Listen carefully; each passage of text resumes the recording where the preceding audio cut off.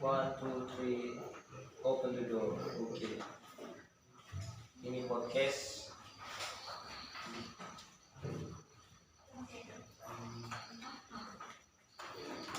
Kenapa dong? Kita datang sini ke Kristen.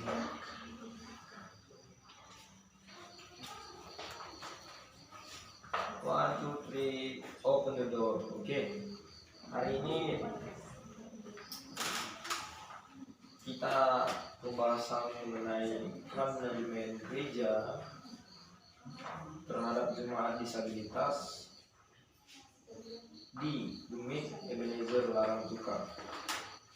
Oke, sebelum kita pembahasan mengenai itu, nama saya Denny Evantrian Pindaon.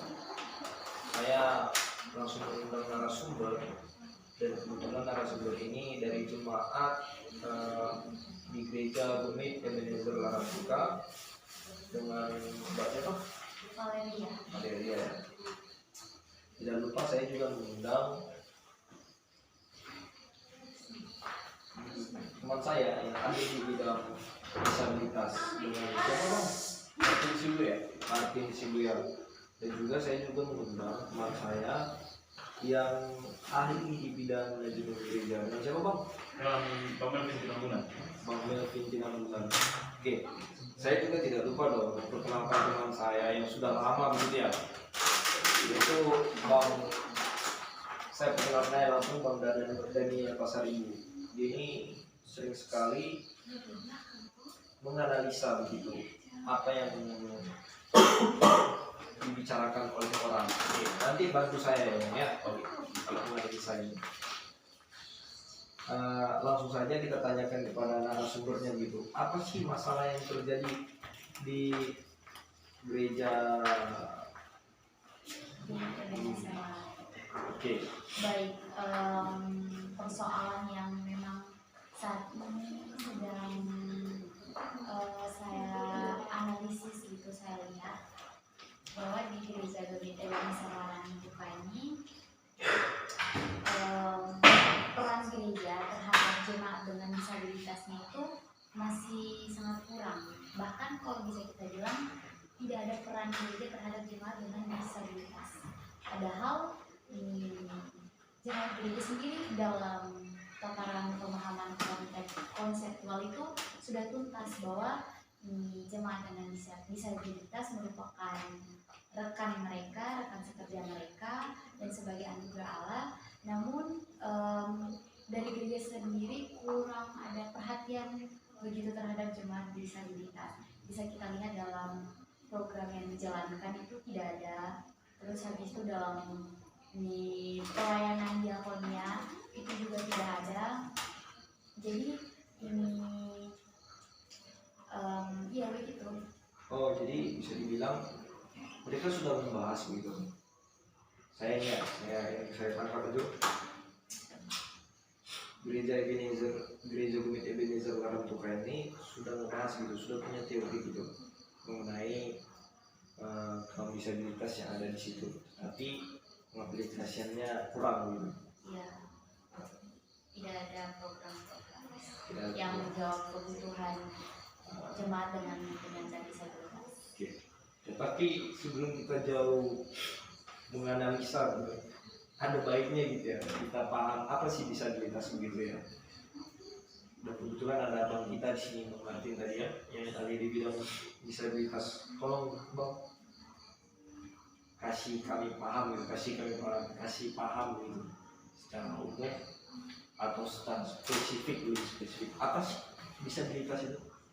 Oke, baik. Terima kasih Bang Denny. Tentunya jadi secara umum menurut pandangan para ahli, disabilitas itu adalah istilah yang melingkupi gangguan, keterbatasan aktivitas, dan pembatasan partisipasi. Gangguan di sini itu sebuah masalah pada fungsi dari tubuh atau struktur atau fisik dari penyandang disabilitas itu. Sedangkan pembatasan kegiatannya itu kesulitan dari seorang yang penyandang disabilitas itu untuk melakukan suatu kegiatan, begitu Bang Ibu. Sedangkan pembagian penyandang disabilitas itu terbagi 5. Yang pertama penyandang disabilitas fisik, itu seperti lumpuh, seperti itu Bang. Yang kedua itu penyandang disabilitas mental, contohnya itu gangguan bipolar, depresi, autis atau dan hiperaktif seperti itu Bang. Yang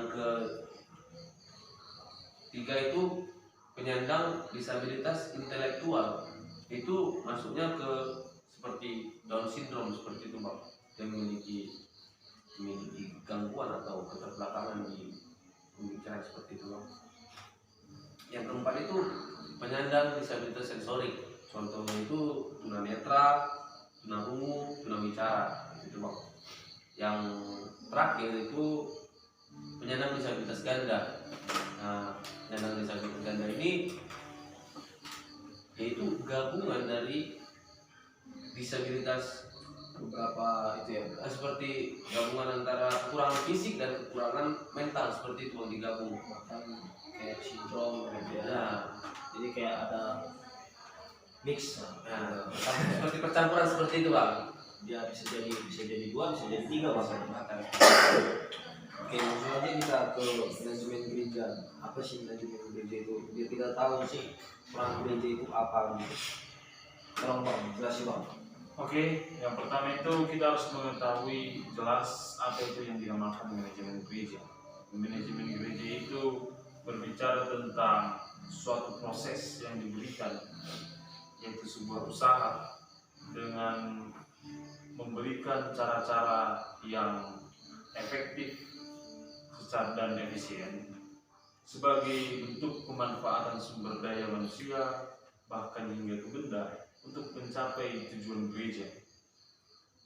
Dari situ kita dapat memahami bahwa ada sebuah nilai praktik yang diterapkan dalam mencapai tujuan tersebut. Nah, ketika kita berbicara tentang nilai praktik tersebut, manajemen gereja memiliki fungsi. Yang pertama itu perencanaan.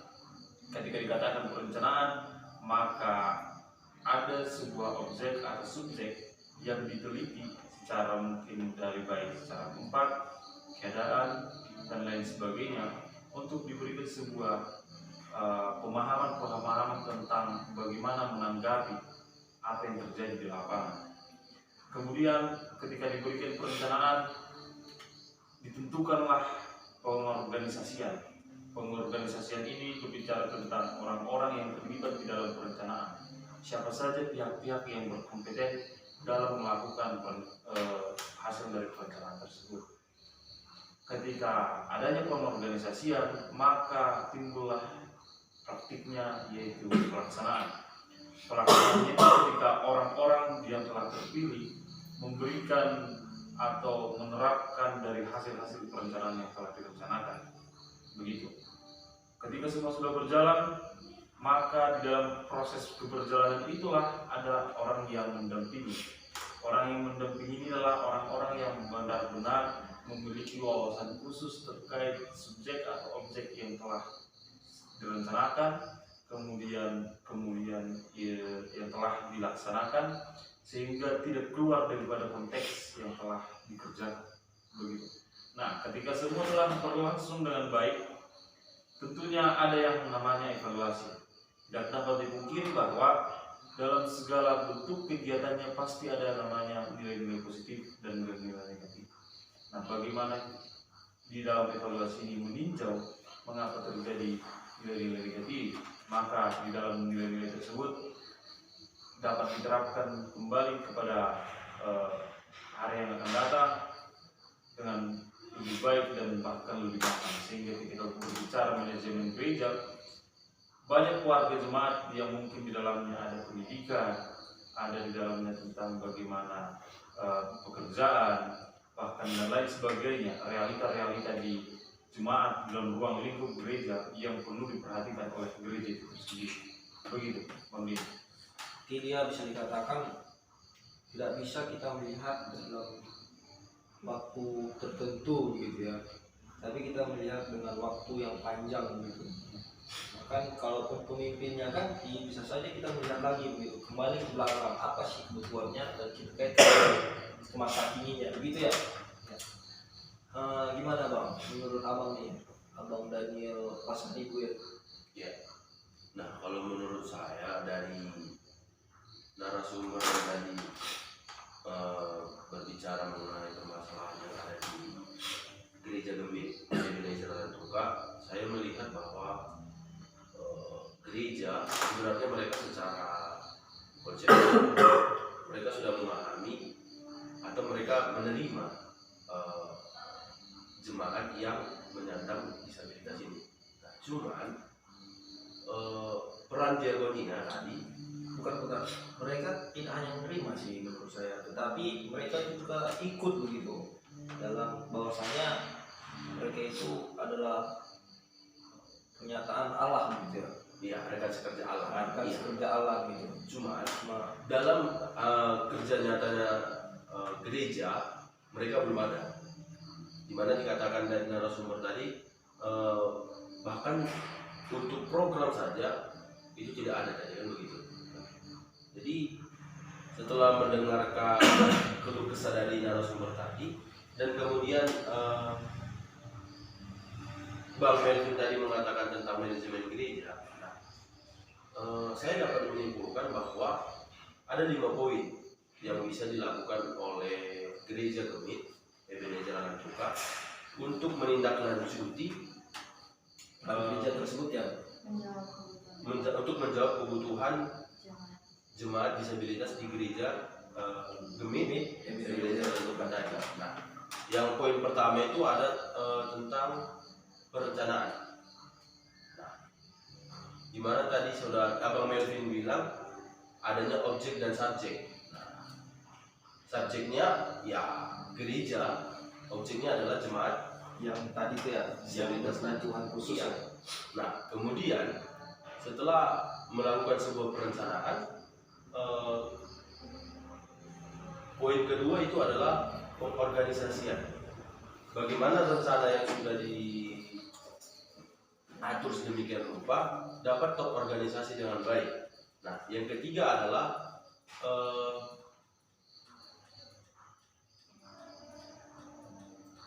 Yang ketiga evaluasi.